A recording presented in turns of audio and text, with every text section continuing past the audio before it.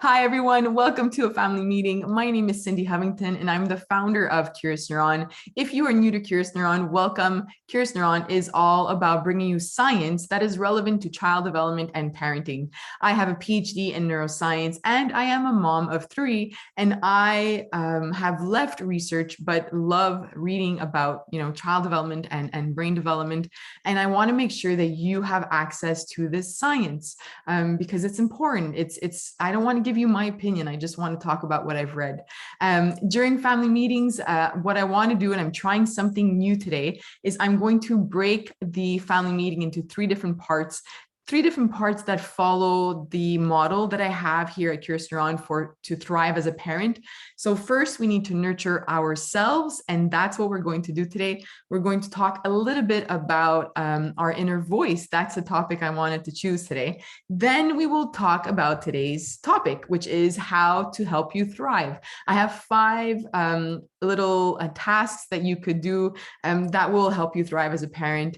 And then the last part, what I will do is turn the camera off. The entire thing that is recorded will be on YouTube so that you can watch the replays. And then the last part is for us to chit chat a little bit and to just talk about anything. So you might be a parent who just wants to sit back and listen and maybe connect that way and say, you know what, I've experienced the same thing. Or if you'd like to get something off your chest, I invite you to do it. I'll do it as well. I just really want to have a space where everybody can feel safe and discuss or ask questions. It's also a Q&A, whatever you want it to be. So if you are watching the replay on YouTube and you'd like to have these discussions with us, please head on to curiousneuron.com and click on family meetings. And you could join us here the first Monday of every month. Today's a little bit different because last week was a holiday here in Montreal, in Canada. I am from Montreal. And so that's why I wanted to push it to today. Let's see, we have a few people now that have joined us. So let's slowly get into the conversation. Again, if you are new, welcome, and please feel free to say hi in the chat. We have some people that are regulars. Let us know where you're from. Oh, New Jersey, cool. And from India, we have Ruchi, who's a regular from India, and just want to say that she wakes up early. It is very early in the morning there, and she always joins the conversations, and I'm very grateful for that. Lara, welcome. Hi, Tanya. Let us know also let me know if you have any questions, and I can answer them at the end. All right. So there's a book that I read, and I also interviewed the author. So his name is Ethan Kross. I wanted to put this here. There's a podcast episode, I believe podcast episode maybe 32, or I think it's 32. You can head on to curiousneuron.com/podcast if you want to listen to the Curious Neuron podcast, or go to iTunes or Spotify to listen.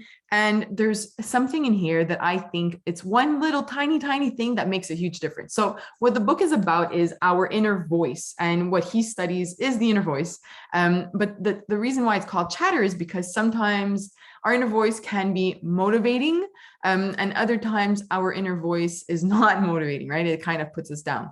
So I don't know where you stand on this. I've struggled with my own inner voice for many years, even as a student and a teenager. It's almost as if during exams, like my worst inner voice would come out. I don't know if any of you had this. I also had a lot of exam anxiety. So it was hard to listen to that inner voice sometimes. But what I like is he offers so many little tips, and I'm going to give you one today that I would love for you to try if this is something that you struggle with. So here, so the one tip, and I think I'll bring more up next time as well. Actually, the next family meeting, I'd love to talk about the science of self-compassion, because I think that when it comes to ourselves, it's very easy for us to be compassionate towards other people and understand where they're coming from and to give them good advice. But then we don't do the same with us. We don't allow ourselves to have the same compassion. So next family meeting, we will be talking about self-compassion a little bit at the beginning of the meeting. Today, I want to give you this one tip. So what he says is, instead of saying I when you're talking to yourself or upset at yourself for whatever reason, let's say your child is having another tantrum and you're like, what did I do wrong? Why is he mad again? Or whatever it is, change the I to you saying either your name or referring to yourself in the second person, you. And so he says, one way to create distance when you're experiencing chatter or that negative inner voice involves language. When you're trying to work through a difficult experience, use your name and the second person you to refer to yourself. Doing so is linked, and this is all research-based, doing so is linked with less activation in the brain networks associated with rumination. And what rumination is when you're, it's also linked to anxiety, but when you're thinking over and over and over about something, you, so saying you in your mind or your name is linked with less activation in brain networks associated with rumination and leads to improved performance under stress, wiser thinking, and less negative emotion. So I've been doing this past summer. I interviewed this researcher right before the summer started, and it makes a huge difference, That's why I wanted to start with this. So he has 25 different tips, but that one tip has made a big difference for myself. It's almost like that self-compassion that I was talking about a few minutes ago. It's almost like you allow yourself to be more compassionate because you're referring to yourself as your name or you, and it's not I, and you're not as hard on yourself. So if you are someone that does struggle with this, that is my little part today for the family meeting where we talk about mental health and wellness, because you are important and you need to nurture yourself first. Try this tip this week and let me know this month, and let me know the next family meeting if it's worked, or send me an email at info@curiousneuron.com. All right, let's get started and talk about the 5 tips that I have to help you thrive as a parent. If you're just joining us, we have a few people. If you're just joining us, I broke down the family meeting into 3 parts, a little bit of chat about mental health and wellness like I just did, and now we're getting into the family meeting. I'm going to share my screen so that you can take a screenshot of the tips that I want to share with you. Let's see, is my chat opened? Where is it? Here. Okay. Can you just let me know if, or somebody say yes, if you could see a slide that says 5 tips to help you thrive as a parent? Because for me, it's all covered with the chat box and my Zoom. So I don't know if you see it well.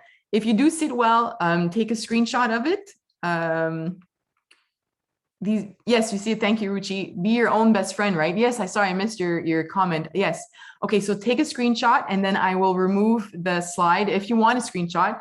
Just in case some of you have to leave at some point, I wanted to put this up, but these are the 5 tips that we're going to be chatting about tonight. So let me just remove this. Everybody's okay? I'm going to remove this now, and we're going to go through these one by one.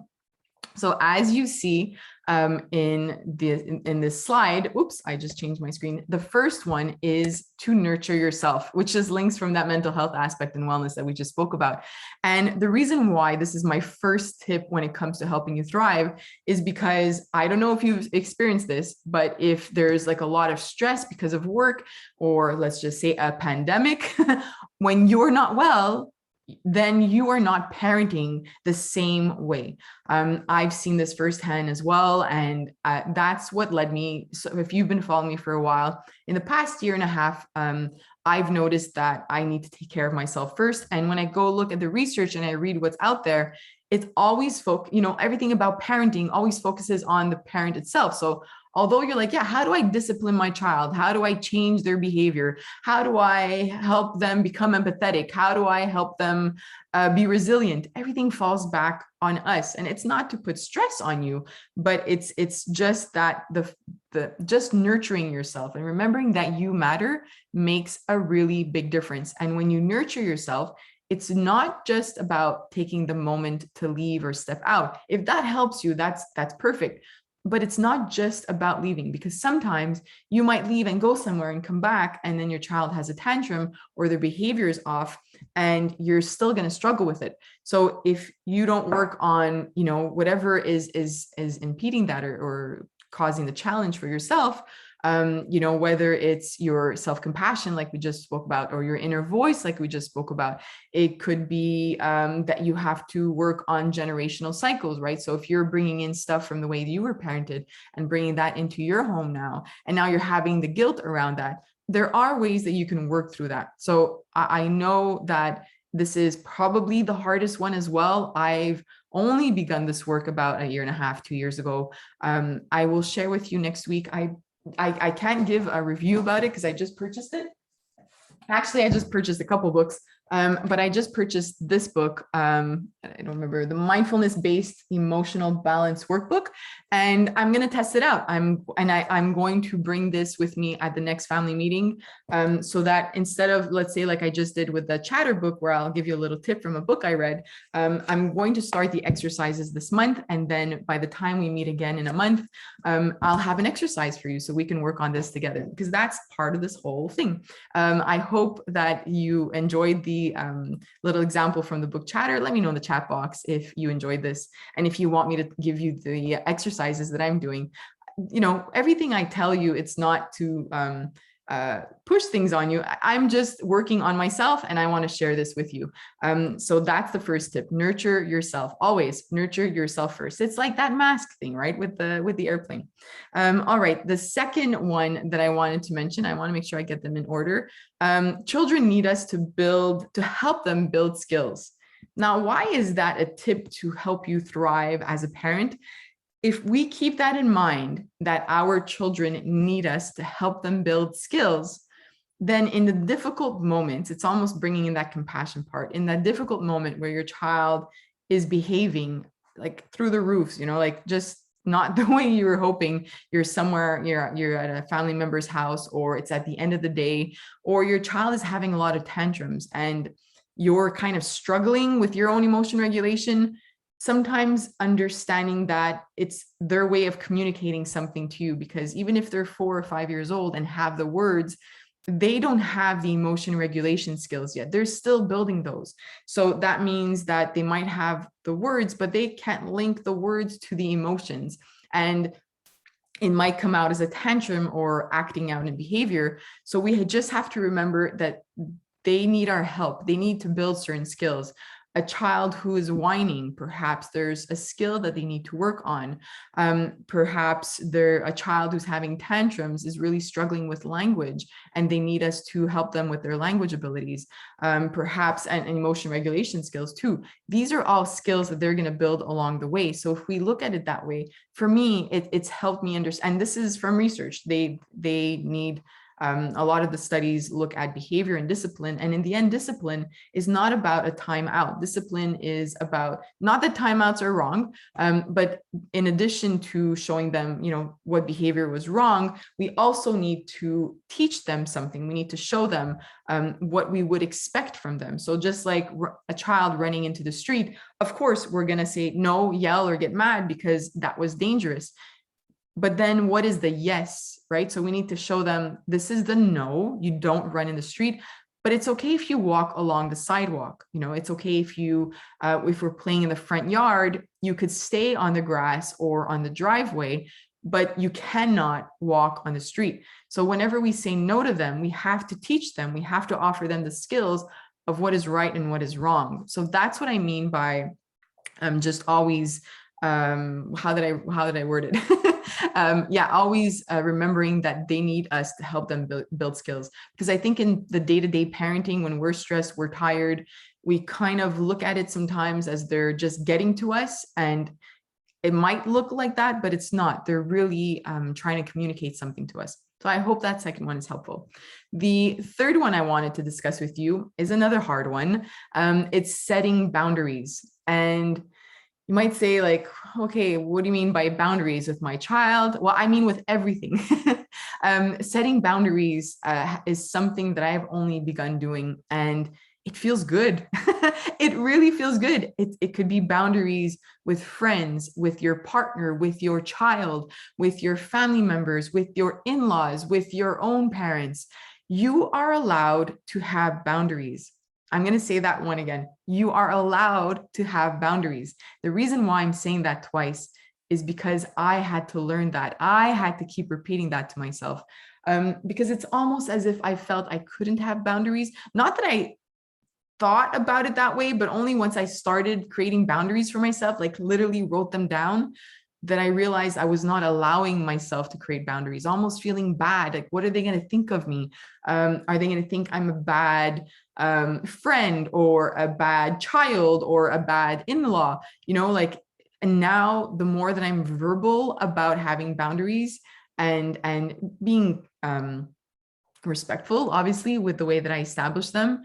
Every time I do that, I walk like a little straighter after. I'm like, yeah, I did that. So I think it's really important as a parent to really set our boundaries with every single group of people or person that is in our home, including our kids. It's not that it happens every day, but I try to have a tiny little moment to myself. I am home with 3 young kids every day. I'm homeschooling 2 out of the 3 children, and the third child is 2 years old. So he doesn't care about sitting down. He's going to be running around, and I have to figure out how to get all 3 to do stuff during the day. So it gets a little bit hectic. And then in that are meetings in the afternoon for Curious Neuron, meetings at night with Curious Neuron. So it gets a little busy in this house. But I've learned that it's okay to tell my kids, I need 5 or 10 minutes to breathe. Let me be. And sometimes, yes, they struggle with it. Obviously, the 2-year-old, it doesn't understand that. But the 4 and 6-year-old, they get it now. They know that mom's allowed to do that. And what's interesting is that they've started asking for their own personal moments. So my oldest might say, can I have some quiet time in my room to play Legos, and please keep my brothers out? And I totally respect that. So I like that I've started implementing this. Let me just see who's on. Let me know if you have any questions. Hi, Quinn. Hi, Linka. Okay. I also wanted to say, I forgot to say this at the beginning. I wanted to start it off this way because my definition of thriving as a parent might not be the same as yours. So if you do have your notepad, your Curious Neuron notepad, I need to create some, don't, right? But if you do have a notepad with you today, or just mentally say to yourself, how do you define thriving for yourself as a parent? For me, it's when I feel balanced in everything. It doesn't necessarily mean that everything is balanced. My house might be a mess. Dishes are not done right now. And I'm going to have to do that later. But, instead of thinking about it, I'm comfortable because I don't know, put the toys away with the kids, and I know they're being put to bed now, and I'm up to date with stuff for Curious Now. Let's just say I'm not up to date, but let's just say I'm peaceful in that moment, and I feel balanced. Even though things are not, I feel balanced. I had a good day and things are fine. And when I don't have a good day, I let you guys know on Instagram, because I just want you to know that life is not perfect. It's almost never perfect, and we have to just kind of figure things out. I missed what that's great for, Ruchi. Yeah. So so write down how you define thriving as a parent. And then from there, you can take what I'm talking about today and see how that applies to you, and how that applies in your home. Because maybe, I don't know, maybe for you, boundaries really, you feel that, that doesn't apply. And that actually leads me to, I want to see which part the goals. Oh yeah, this was my last point. I'm going to bring it up now. In the end, you know what is best for your child, and you know what is best for your family. What do I mean by that is there is so much out there, whether it's on social media, whether it's family members telling you what is best for your child, what is best for you, friends, or again, family members telling you what you should be doing. It's really hard sometimes. And that brings in the boundaries, where you can say, I really appreciate your input. I really appreciate, I know you have 2 kids, and this is just my first, maybe, for example, but this is the way that I do it with my child. Yes, we co-sleep, or this is how I deal with their tantrums. I stay calm and I don't discipline a tantrum. Whatever it is, it's okay to have things your way, because you know what works best. If it's walking out of a room, that's okay. If it's, I had a client today, so I work privately with people as well. And I'm going to show you something actually that we did together. But one of the struggles that this person had was, what was I talking about? Oh yeah, family members telling them that their child was an introvert, and that there was something wrong with that. That it was sort of savage and mean to show up into a home, like at a family member's house, and not say hi. But the child is 2.5, and that's okay. But sometimes we get pressure from other people and then we feel bad and then we feel like we've done something wrong. But we know our child, if you know that's your child and your child takes time to warm up, then we need to kind of do this. And everybody will have their opinion, and social media will show the perfect life and the perfect child doing activities with paint and being clean. It's not a reality. Okay, so it's really important that we remember and remind ourselves that you know what is best for your child, and we don't have to compare. We don't have to listen to people's advice, unsolicited advice, if it doesn't apply to our family, including mine. If I'm giving you advice on Instagram or here on a family meeting, and you're like, you know what, we don't do it that way. I like doing it this way and it works well in my family, then do it. We have parents that are part of a play camp. If you are somebody who struggles with knowing how to create activities or which toys to buy or how you could create an activity knowing or being confident that it's supporting development, I just launched the play camp this summer that is part of the Curious Neuron Academy. You could visit our website and click on, I think it's our programs at the top of the page. And what I spoke with a parent this week, and what they were saying is that, you know, we talk about quiet time before bed, and they were trying so hard to apply quiet time activities like a puzzle or beating stuff, and it was not working inside their house. And they felt bad. They felt like they were failing because I've done it. I've spoken about quiet time activities. That's what we do most of the time in our home. And they felt like they were failing. But then when I spoke to them, they said, you know, my child likes to jump on the bed. And when she does that, she kind of settles down. So that's the kind of physical play that she wants before bed. And I said, good, then do it. It's fine. We have those days too, where my kids are like full-blown energy, like 300%, jumping up and down, and they have to get it out or else they won't lie down and they'll be fidgety. So that's what I mean by just doing what's best for you and your child. Okay. Exactly, Ruchi. There's nothing wrong. It's their personality. Okay, I saw a few comments. I didn't have a chance to comment. Setting boundaries with adults in my life and my kids are so hard. I get it. I really get. I've just recently started, and I'll apply them. Maybe I'm at like 50-60% of the time, and for me that's really good because it was usually zero. What I recommend that you do if you really struggle with setting boundaries, what I did is I wrote what I would like to have as boundaries. With just take a notebook. I got these at Walmart. They were on sale for school. and write down whether it's one page per person that's in your life that you'd like to have boundaries with, including your child or your kids.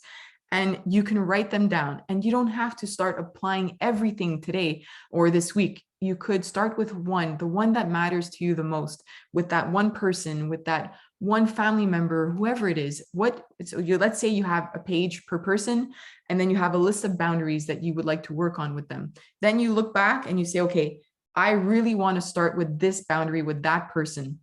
Highlight it and create a game plan. Actually, this is a really good segue into my last point for thriving. Give me 1 second. Let me make sure there aren't any other questions. Tune them out. It's hard when you see other kids being so extra. Okay, yes, it's hard to see other kids that are an extrovert. I get that. But I think society has, I don't know where or how that happened, labeled an introvert as something being wrong with your child. It's a personality trait. I'm an introvert. Right now, I'm speaking to you and I feel good because I'm not in front of you. I'm speaking to a camera. I know there are people, and I'm super nervous right before clicking start for the Zoom call. But then once I start talking, I'm in my zone, so I'm comfortable. However, if I were with all of you in a room at a party and I had never met you, I would most probably go walk towards the food table or the drinks and grab a drink, even if it's a glass of water, and stand there with it and sip and look around. I guarantee you that I would not approach you unless you approach me. Then I would be super happy. But then I'd be nervous about continuing a conversation, because these are the things that make me nervous. So every child is different, just like we are. We're so different. And we really need to give our kids that grace to, number one, slowly build the skills towards social skills, and being able to have conversations with people and understanding, how to do that comfortably. And we really need to give kids grace. Okay, let's move on to the last. So let's take boundaries. The last point I wanted to mention was creating parenting goals. I'm going to have a sip of water because I feel a cough coming. Creating parenting goals. What do I mean by that? Somebody mentioned setting boundaries. So what you could do is in this notebook that you have now, write down what your goals are as a parent. Do you want to have more boundaries? Then that's a goal. And then you could do it the way that I said, where you write down all the boundaries you'd like to have with all the different people. Now, let's say a boundary is I'm thinking of my life, being able to stand up to a family member who keeps saying certain things in front of my kids. I'm trying to be vague. So if that is my boundary and the one that I feel makes a really big difference for me, and I want to work on that one first, write that boundary at the top of the page. Now you're pulling that one boundary out, and now we're going to create a game plan. We're going to create goals around that boundary. What needs to happen in order for this to take effect? You could Google SMART goals, SMART, and there are ways to create goals in a way that's very specific. You give yourself a timeline, so you can follow the SMART goals way. Before we get back into the goal of setting that specific boundary, I just want to show you something that I worked with a client today. Can you see it? Oh yeah. So the person's goal, their child has tantrums before bath time. And that one tantrum, see how we didn't generalize tantrums, and say like, how do we stop the tantrums? Because every tantrum is different. It's communicating something different. So this person in particular wanted to work on the tantrums before bath because they were very frequent. So what I wrote is I created arrows. I created a game plan. Okay. So I wrote, what's happening during these tantrums? It triggers the person. And what happens when they get triggered? They yell. Why? I wrote why. She said because she's tired from being at work all day and she has no more patience. Then I wrote in large caps, how can I change this? So far, we're only working on the parent in this section. And I wrote 4 different ways that she can start working on this. 5 to 10 minutes of me time, whether she can have a coffee or sit down and watch TV with her child. Quiet time with her toddler. So sometimes she noticed that if they color a little bit together for 10 minutes before bath time, or read a book or 2 before bath time instead of doing it after the bath, that he settles down a little bit more easily. Work on her pep talk. One of the things I've noticed, I've spoken to 2 psychologists in the past year that said something very similar. When they know that there's going to be a struggle, because we know when they happen, right? This parent knows that the tantrums are bad before bath time. It could be in the morning when you're getting ready for daycare or school. It could be coming back from daycare or school. So you'll know when the difficult moment is coming. And this is when these 2 psychologists mentioned preparing yourself mentally, telling yourself that this moment is coming up. And just the fact of doing that and saying that to yourself almost makes it a bit better, because it's not like unexpected, right? So it won't get you upset as much because you know that it's coming. That's number 1. Then trying to plan around it. So this is what planning around it would look like. Either saying right before they happen, I'm going to take time to sit with him and do something, a bit of quiet time. Here, the 4th one was changing the mindset a little bit, compassion towards her son, so that she says to herself, like, I know that he's tired, like this tantrum is triggering me and I want to yell, but I'm repeating in my head, he is tired. It's the end of the day. He was at school or daycare all day and I know that he's tired. I'm going to take deep breaths and try to see past this right now. So that's the game plan or the goals that I created for her. On the other side, if we think of that other tip I gave you about offering your child skills, right? We're trying to teach them. It says, I wrote, why is he having tantrums before bath? And she said he wants to play. He either wants to continue playing or he wants to watch TV. So how can I change this is the question I ask for the child side. And are there any skills I can offer them? So those are the two questions. So it doesn't matter what goal, but ask yourself these two questions. So I wrote 1, 2, 3 different points that she could work on with him. She's going to try one at a time. If it doesn't work, you move on to the next. So give him choices to feel involved. What do I mean by that? It's okay, come, I don't know, Tommy, we're going to go upstairs and let's pick out a pajama and you can place that one on your bed, the one that you want to wear. Or it could be, do you want to come pick a book? Which one would you like to read? So you're not mentioning the bath, but we're going upstairs. We're going closer to the bathroom, or we're moving our way out of the living room or kitchen and moving our way closer to the bedtime routine area. So I recommended that, or spend 10 minutes of quality time with him before bath. And that like is on her side, either reading a book or coloring or something. Ask him what he wants. It might be building Legos. He'll decide. But putting your phone away, just 10 minutes, put the timer, and also be verbal about it. Tell him, this is our time together. It could be family time together. We're calming down a little bit and I really miss you and I'd like to spend a bit of time with you. And then from there, transition by asking him, oh, wait, I gave him, oh yeah.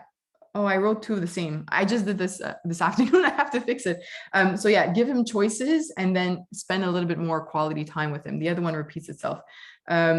And yeah, so just to show you how I break it down, I try to create a visual.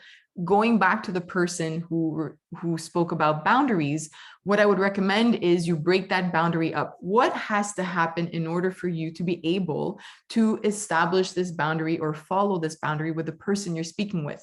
So if it's a family member who is saying something about in front of your kids, for instance, write down the script. What would you like to tell them in that moment? And I did this for one of the boundaries that I had created about a year ago. And it helped so much because I kept reading it. Every other day, I would look at my notebook and I would say, when this moment happens, because I know it will, I know this person will say this in front of my child at some point. And next time they say it, this is what I want to say. And I just kept reading it over and over and over. And guess what? That person said it and I was super ready for it. And I said it. And like all these hormones we get when we're super happy, and the dopamine, actually dopamine is an anticipation of something, but we call it the pleasure hormone and all that.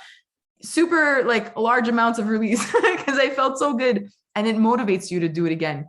And if you're on the phone with them and you know they're going to bring it up and you know you're going to feel nervous, give yourself that pep talk, and keep that notebook close by, because it's even easier if you're on the phone with them to say something. So I really hope that helps the person who spoke about boundaries.